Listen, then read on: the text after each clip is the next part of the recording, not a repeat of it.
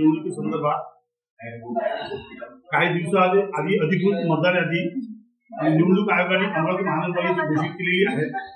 प्रभाग प्रणाली ही प्रभागाची सीमांकित त्यांनी घोषित केलेली आहे। त्याप्रमाणे आम्ही 19 तारखेला आम्हाला आमच्या सुटका झाल्याची माहिती मिळाली की याच्यात मोठ्या प्रमाणात घोळ झालेला आहे, म्हणून आम्ही 19 तारखेला झालेला घोळ जो तुमच्या समोर पत्रकारांसमोर ठेवला आणि ते जे अधिकृत काल यादी घोषित झाली त्यामध्ये ते तथ्य निघाले की मताची चोरी झाली, त्याचे हे तथ्य निघाले। परत काळच्या दारू अधिकृत मतदार यादी घोषित झाली, त्यामध्ये सिद्ध झालं की मतामध्ये उदाहरणार्थ राजेपेठ प्रभागाचे मत सुतगिरी प्रभागात, जेवणनगरमध्ये, नवातेमध्ये, रवीनगरमध्ये इथं दाखवण्यात आलेले आहे।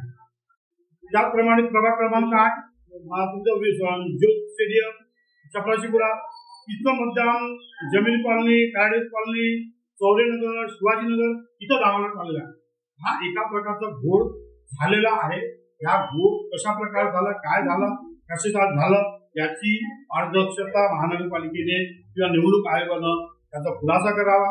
त्याचप्रमाणे प्रत्येक प्रभागामध्ये 3000 ते 10,000 मतदान जे वाढून त्यांनी घोषित केलेले आहे त्याचा खुलासा करावा। हे मतदान कोण आहे, त्यांचं नाव, पत्ता, त्या कोणत्या प्रभागामध्ये भाग क्रमांक आहे, यादी क्रमांक आहे, अनुक्रमांक क्रमांक आहे याचा खुलासा करावा आणि त्याचा फोटो घोषित करावा।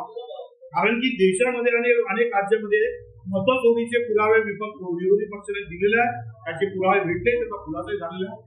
हा प्रकार अमरावती महानगर होण्याची शक्यता नाकारता येते। म्हणून भाजपा सरकार आणि निवडणूक आयोग मतचोरी नाही तर मताची जरुरी ताकद आहे असं आमचं